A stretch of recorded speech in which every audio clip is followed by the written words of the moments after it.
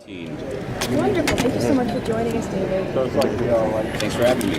Now you're obviously a big fan of characters. Since you were young, you read the Swamp Thing comics. I read that you wrote a letter. I have a letter published in Swamp Thing. Yeah. Yes. So going back, you're obviously well versed in it.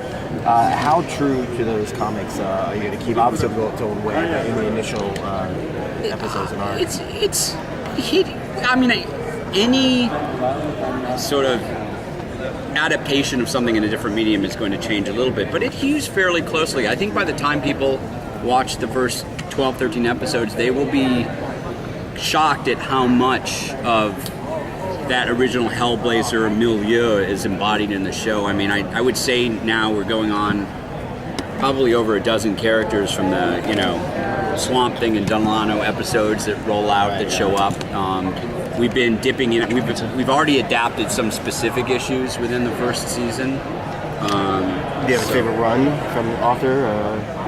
A favorite Hellblazer author? Yeah, run. Oh God. Ennis was great. I love.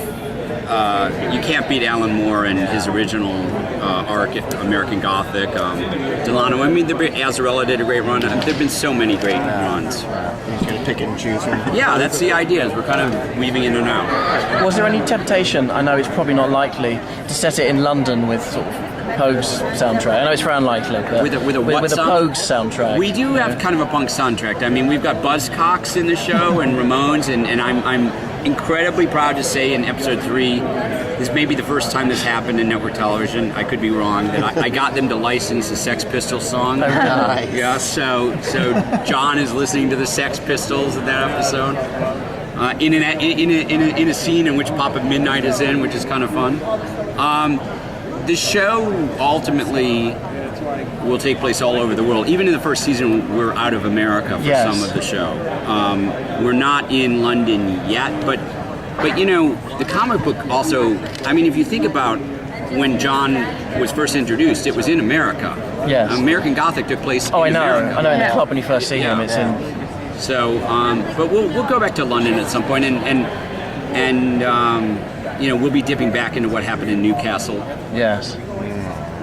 How difficult was it to produce a show that is so dark and macabre for basic network television?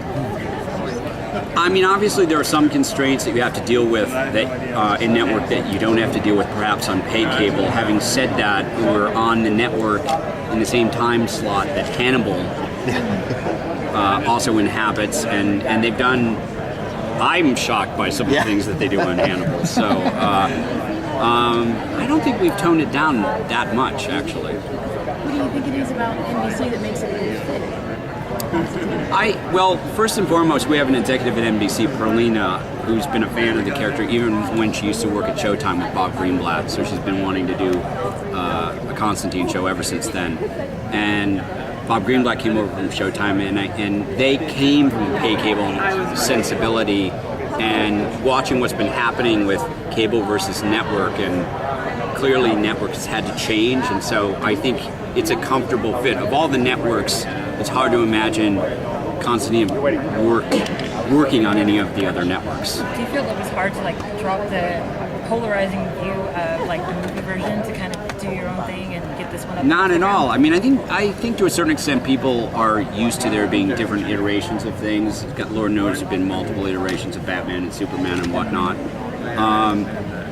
The movie was polarizing. I enjoyed it for what it was, but first and foremost, we cast a British actor to play a British character. So, and I know the people that have seen the show so far, almost to a man or woman, feel like Matt has completely embodied John Constantine. And by the time I'm excited for you to see the subsequent episodes, because what you hope with the show is that they get better and better with each episode. And episodes 3 and 4 and 5, 6, 7, it just ramps up, and he is just mainlining John Constantine, and God is he funny later on. What was the casting process, and what specifically? We saw over 500 people. It was really hard because we had this sort of impression in our mind of who John should be, and Matt did a self-tape. He was on stage in London with a giant beard, and he looked like Sasquatch.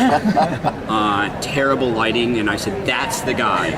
Showed it to the studio and they said, that's not the guy. I said, that's the guy. And that's not the guy. And I said to our casting lady, don't let him out of his option. We ended up, kept on seeing people, and I did my best to sabotage all those auditions. And eventually Matt finished his run and was able to shave the beard, and he came in, and I said, that's the guy. And finally, we cast him. What was the initial idea that you did have in your head for Constantine before you saw Matt? I mean, I wanted somebody that looked like he leapt off the page from, like, you know, the Delano comic books, or the Tim Bradstreet covers, and Matt looks like John Constantine, and he acts like John Constantine. So it's just all those years, for decades, like, I had this kind of idea in my head of who Constantine should be, and to actually cast someone who brings that to life is amazing. David, in terms of the adapting the comic from the series from the comic, which iconic elements did you know you absolutely had to have? I mean, I know you're not going to go whole cloth. I mean, he had to be British, had to have the trench coat, the skinny tie. Even though he's on network, he had to still be a smoker. There've been some negotiations for that, because that's just part and parcel of his character. I mean, we all know that he gets cancer later on, and that's something that we wanted to give a nod to. He had to be a bastard, sometimes an asshole. I don't know if you can print that, but that's just who he is. And he's snarky, and he lies, and he's terrible to the men and women that he sleeps with, and he's not your first choice when you think of someone to save the world, but unfortunately he's the guy we've got, and that's what makes him so fun. And we said those things to NBC at the beginning. We said, if you can get behind this guy, he's not like a shiny, matinee idol guy, then we're good, and they've embraced that. And what part of the trench coat brigade are you going to bring in? Because my heart skipped a beat when I saw Dr. Fate's helmet in one of the shots. So are you going to be bringing in a lot of that end of the universe as well? If we continue on long enough,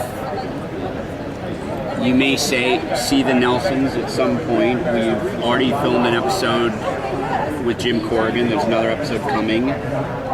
He's not the Spectre yet, but we're getting there. I'd love to bring in the Phantom Stranger at some point. Swamp Thing.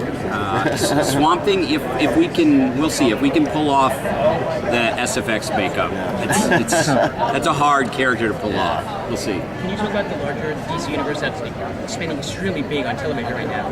With TNT and CBS, it's kind of crazy. Do you feel like you're safe in your own little? Yes, because we're safe in the occult corner of the DC universe. We have access to those characters. Those characters are kind of reserved for us, and the longer we're on, the more of those characters we'll be introducing.